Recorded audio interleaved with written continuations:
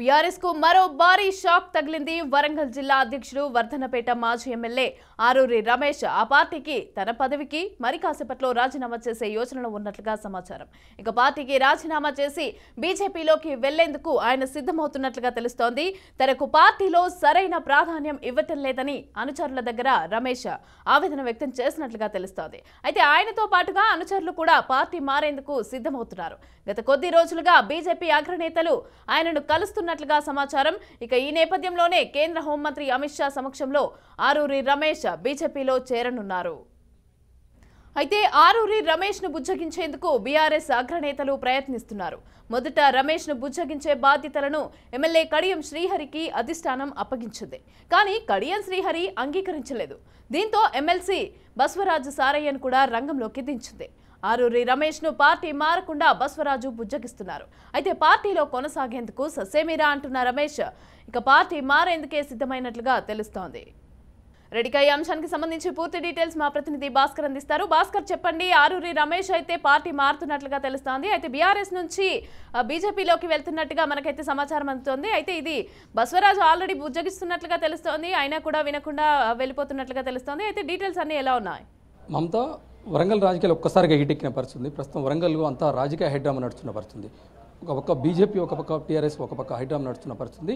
ప్రస్తుతం వర్ధనపేట మాజీ ఎమ్మెల్యే ఆరూరి రమేష్ గత దశాబ్ద కాలంలో టీఆర్ఎస్లో కీలకమైన పాత్ర పోషించు. అదే కాకుండా వర్ధనపేట కాన్స్టిట్యున్సీలో ఎమ్మెల్యేగా 2 టర్ములు 2 పర్యాయాలు పూర్తి చేసుకొని వరంగల్ జిల్లా అధ్యక్షునిగా కొనసాగుతుండు. ప్రస్తుతం ఆయన టీఆర్ఎస్ పార్టీలో కొనసాగలేనటువంటి ఎమ్మెల్యే ఆరూరి రమేష్ వర్ధనపేటలో ఓడిపోవడం జరిగింది. మొన్న సాధారణ ఎన్నికల్లో వర్ధనపేటలో ఓడిపోవడం జరిగింది. అదేవిధంగా మళ్ళీ ఇప్పుడు పార్లమెంట్ ఎన్నికలు వస్తున్న నేపథ్యంలో వర్ధనపేట నుంచి ఉన్నటువంటి Aruri Ramesh ST constituency Warangal parliament segment.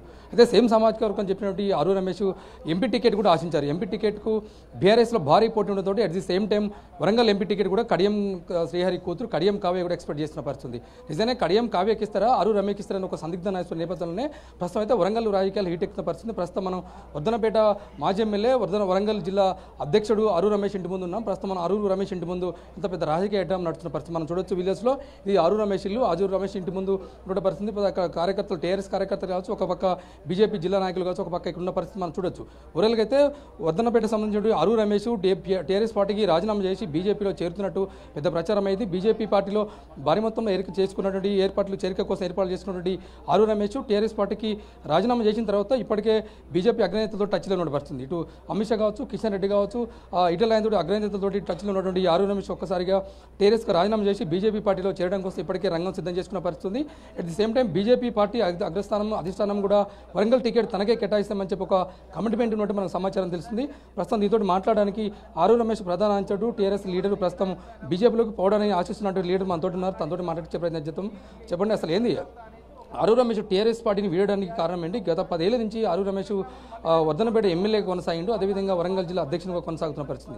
నిజంగా అలాంటి పరిస్థితి ఎందుకు వచ్చింది సార్? గత ఎన్నికల్లో ఆరూరి రమేష్ అనే ఒక బలమైన వ్యక్తి వర్ధనపేట నియోజకవర్గం నుంచి ఓడిపోవడం అసలే కుదరదు. కానీ బీఆర్ఎస్లో ఉన్న కొద్ది గిట్టని లీడర్లు, వెన్నుపోటుదారులు వారిని కుట్రపూరితమైన విషయాలతోని ఓడించడం జరిగింది.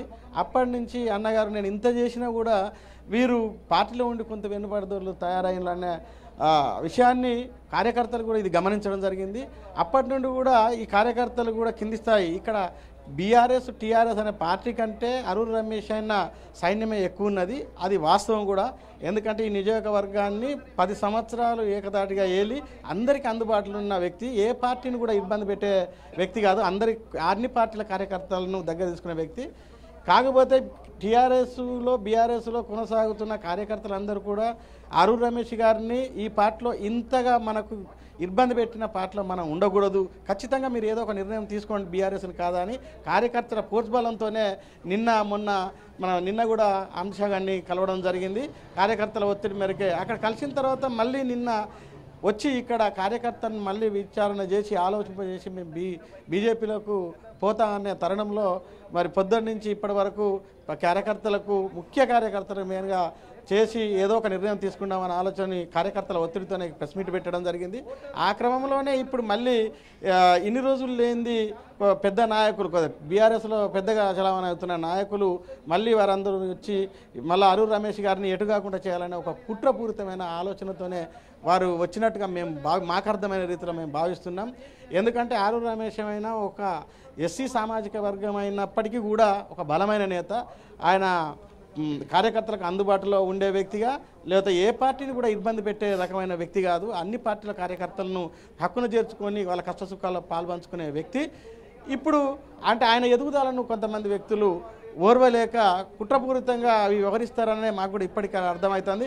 మేము కూడా రమేష్ అన్న గారిని ఆలోచింపజేసేది ఒకటే, ఇప్పటికైనా మీరు ఏ స్టాండ్ తీసుకున్నా కార్యకర్తలు అంటారు, పల్లెల్లో మీకు చాలామంది సైన్యం ఉంది, మీకు ఖచ్చితంగా మీ వెంట నడిచే బలగం చాలా ఉన్నది. కాబట్టి మీరు ఇప్పటికైనా నిర్ణయం తీసుకొని ఏదో ఒక స్టాండ్ను ఈ 2-3 గంటలలో మీరు వెలిపిస్తే కార్యకర్తలందరూ అయోమయం కాకుండా ఇప్పటికైనా ఒక రకంగా నిన్న అధిష్టానం కేసీఆర్ కావచ్చు, కేటీఆర్ కావచ్చు, నిన్న పిలిచి హైదరాబాద్ పిలిచి మాట్లాడేది తెలుసు. నిజంగా టికెట్ ఇస్తున్నారా ఇవ్వనారా? ఏంటి మాకు తెలిసిన సమాచారం మేరకు మేము అనుకునేది ఏంటంటే, నిన్న ఈ 7 నియోజకవర్గాలను అనుకుని ఈ పార్లమెంటు స్థానం టికెట్, ఎందుకంటే ఈ దళిత సామాజిక ఎస్సీ రిజర్వ్డ్ కాబట్టి ఈ బలమైన నేత కష్టపడే గుణం ఉన్న వ్యక్తిగా అరూర్ రమేష్ గారికి ఇవ్వాల్సిందిగా మేమందరం కింది నాయకత్వం కూడా కోరడం జరిగింది.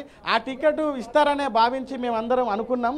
మళ్ళీ అరూర్ రమేష్ గారిని ఒట్టి చేతులతో పంపించినట్టుగా మాకు సమాచారం ఉంది. ఇలాంటి బలమైన వ్యక్తి ఎదగడంలో కొంతమంది వ్యక్తులకు గిట్టుబాటు అవ్వట్లేదు. ఖచ్చితంగా అరూర్ రమేష్ గారు బలమైన నేత కాబట్టి ఎంపీ టికెట్ వారికే ఇచ్చి ఇప్పటికైనా ఆలోచించి వారిని ఏదైనా ఒక రకంగా ఆ బలమైన నేతను కాపాడుకునే ప్రయత్నం ఇప్పటికీ బీఆర్ఎస్ చేస్తుంది. కానీ కార్యకర్తలు మాత్రం దాన్ని నమ్మడం లేదు. ఖచ్చితంగా బలమైన నాయకుడు రమేష్ అన్న ఎటుంటే మేము గట్టే ఉంటామని తుది నిర్ణయంగా కార్యకర్తలు ఇప్పటికైనా డిపెండ్ అయ్యి అదే విధంగా కొనసాగుతుంది. ఓకే, ప్రస్తుతం మనం బీజేపీ వరంగల్ జిల్లా అధ్యక్షులు గంటరవి ఉన్నారు, వాళ్ళతో మాట్లాడి ప్రయత్నం చేద్దాం. అరూర్ రమేష్ దరిదాపుగా బీఆర్ఎస్ పార్టీని వీడి బీజేపీలోకి చేరడానికి అంటే ఖాయమైనట్టు తెలిసింది. నిజంగా అసలు నిన్న ఇవాళ ఏం జరిగింది, అసలు బీజేపీలో ఎపిసోడ్ ఏం జరిగింది, ఆయనకు అధిష్టానం నుంచే స్పష్టమైన ఆదేశం ఉందా? గత కొన్ని రోజుల నుంచి అరూర్ రమేష్ గారు భారతీయ జనతా పార్టీ నాయకులతో మాట్లాడుతున్నారు. వాళ్ళు నిన్న కూడా అమిత్ షా గారు వచ్చిన తరుణంలో కిషన్ రెడ్డి గారితో మాట్లాడి నిర్ణయం తీసుకున్నారు. ఈరోజు మధ్యాహ్నం మేము కిషన్ రెడ్డి గారితో మాట్లాడి తన చేరిక డేట్ ఫైనల్ చేసి ఢిల్లీలో చేరే కార్యక్రమం ఉంది. వారు హైదరాబాద్కి వెళ్దామంటే మేము రావడం జరిగింది. వారు కార్యకర్తలు అదేవిధంగా పత్రికా మీడియా సమక్షంలో ఈరోజు పార్టీకి రాజీనామా చేసి వాళ్ళు హైదరాబాద్కు పయనమయ్యే క్రమంలో మాజీ మంత్రివర్యులు దయాకర్ రావు గారు అదేవిధంగా బసవరాజ్ సారే గారు వచ్చి తనను కిడ్నాప్ చేసుకొని వెళ్ళడం జరిగింది. అరూర్ రమేష్ గారు గత 9.5 సంవత్సరాలుగా భారతదేశంలో జరుగుతున్న అభివృద్ధిని క్షుణ్ణంగా చూస్తున్నారు. ఎలాంటి అవినీతి లేకుండా నరేంద్ర మోడీ గారి నాయకత్వంలో భారతదేశం విశ్వగురువుగా ఎదుగుతుంది.